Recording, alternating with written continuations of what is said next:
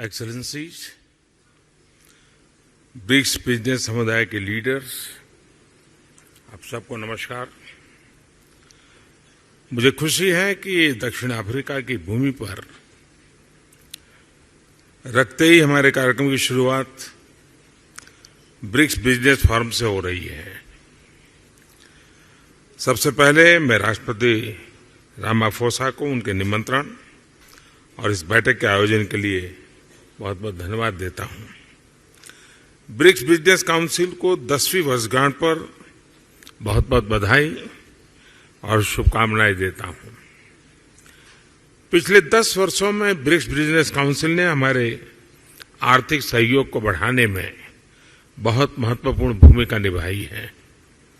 2009 में जब ब्रिक्स की पहली समिट आयोजित की गई थी, तब विश्व एक बड़े आर्थिक संकट से बाहर आ रहा था।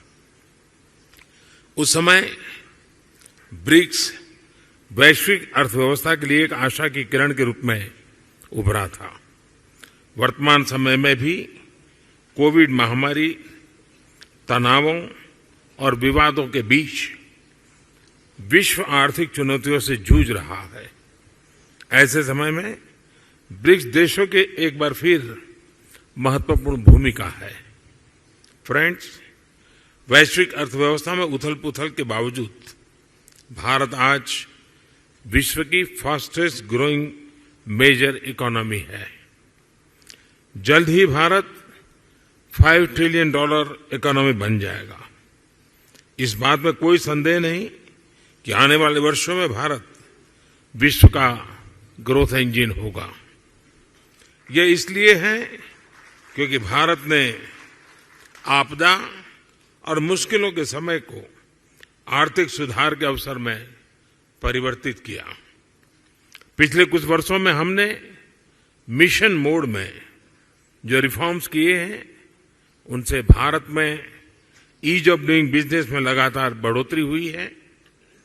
हमने कंप्लायंस बर्डन को कम किया है, रेड टेप को हटाकर रेड कारपेट बिछा रहे हैं।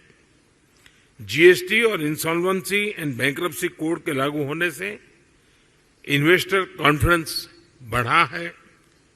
रक्षा और अंतरिक्ष जैसे क्षेत्र जिनको प्रतिबंधित माना जाता था, आज प्राइवेट सेक्टर के लिए खोल दिए गए हैं। हमने पब्लिक सर्विस डिलीवरी और गुड गवर्नेंस पर विशेष रूप से ध्यान केंद्रित किया है। टेक्नोलॉजी के इस्तेमाल से भारत ने फाइनेंशियल इंक्लूजन की और एक बड़ी छलांग लगाई है। इसका सबसे अधिक लाभ हमारी ग्रामीण महिलाओं को मिला है। आज एक क्लिक से भारत में करोड़ों लोगों को डायरेक्ट बेनिफिट ट्रांसफर किए जाते हैं। अब तक $360 बिलियन से भी अधिक ऐसे ट्रांसफर किए जा चुके हैं। इससे सर्विस डिलीवरी में पारदर्शिता बढ़ी है और भ्रष्टाचार और मिडलमैन कम हुए हैं। प्रति गीगाबाइट डाटा की कीमत में भारत सबसे किफायती देशों में है। आज भारत में स्ट्रीट वेंडर से लेकर बड़े बड़े शॉपिंग मॉल तक यूपीआई यानी यूनिफाइड पेमेंट इंटरफेस का इस्तेमाल किया जाता है। आज विश्व के सबसे अधिक डिजिटल ट्रांजैक्शन वाला देश भारत है। यूएई, फ्रांस, सिंगापुर जैसे देश इस प्लेटफॉर्म के साथ जुड़े हैं। ब्रिक्स देशों के साथ भी इस पर काम करने के लिए अनेक संभावनाएं हैं। भारत के इंफ्रास्ट्रक्चर में बड़े पैमाने पर हो रहे निवेश से देश का परिदृश्य बदल रहा है। इस वर्ष के बजट में हमने इंफ्रास्ट्रक्चर के लिए लगभग $120 बिलियन का प्रावधान रखा है। इस निवेश के माध्यम से हम भविष्य के एक नए भारत की मजबूत नींव रख रहे हैं। रेल, रोड, वाटरवे, एयरवेज हर क्षेत्र में तेज गति से बदलाव आ रहा है। आज भारत में 10,000 किलोमीटर प्रति वर्ष की रफ्तार से नए हाईवे बन रहे हैं। पिछले 9 वर्ष में एयरपोर्ट की संख्या दोगुनी हुई है। निवेश और उत्पादन को बढ़ाने के लिए हमने प्रोडक्शन लिंक इंसेंटिव स्कीम्स लागू की हैं। लॉजिस्टिक्स कॉस्ट कम होने से भारत का मैन्युफैक्चरिंग सेक्टर कॉम्पिटिटिव हो रहा है। रिन्यूएबल एनर्जी के क्षेत्र में भारत वर्ल्ड लीडर में से एक है। हम भारत को solar energy, wind energy, electric vehicles, green hydrogen, green ammonia जैसे क्षेत्रों में ग्लोबल मैन्युफैक्चरिंग हब बनाने के लिए सक्रिय रूप से कदम उठा रहे हैं। स्वाभाविक है कि इससे भारत में रिन्यूएबल टेक्नोलॉजी का एक बड़ा मार्केट बनेगा। आज भारत में विश्व का तीसरा सबसे बड़ा स्टार्टअप इकोसिस्टम है। भारत में इस समय 100 से भी अधिक यूनिकॉर्न है। आईटी, टेलीकॉम, फिनटेक, एआई और सेमीकंडक्टर्स जैसे क्षेत्रों में हम make in India, make for the world के विजन को आगे बढ़ा रहे हैं।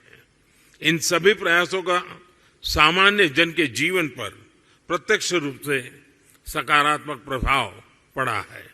पिछले 9 वर्षों में लोगों की आय में लगभग 3 गुना वृद्धि हुई है। भारत के आर्थिक विकास में महिलाओं की सशक्त भागीदारी रही है।